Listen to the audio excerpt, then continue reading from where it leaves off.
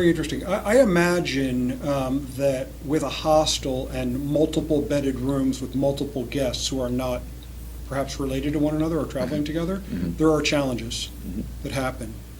Do you specifically, I'd like to talk about a couple of the challenges, but do you specifically ask your guests for certain preferences they have and then try to mix those guests in a certain way, or do you just sort of let it go as is? Or, and do people say, listen, I want to share with another person, but I don't snore and I don't want to be with somebody who does snore? We don't, right now, we don't have the snoring app or the matchmaking app yet. Maybe that's like phase 3 of our CRM.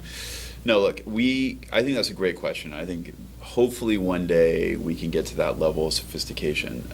The challenge that you have with, let's say, curating your guests into certain slots is simply that we run such a large property right now. So again, our average size is somewhere between typically 650 to 800 beds per property. So putting together that puzzle, I think, would be quite complex.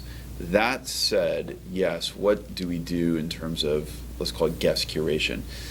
We do offer, for example, female-only dorms. So I think for us, the first issue with respect to making sure that guests have some choice is actually more focused on comfort and safety.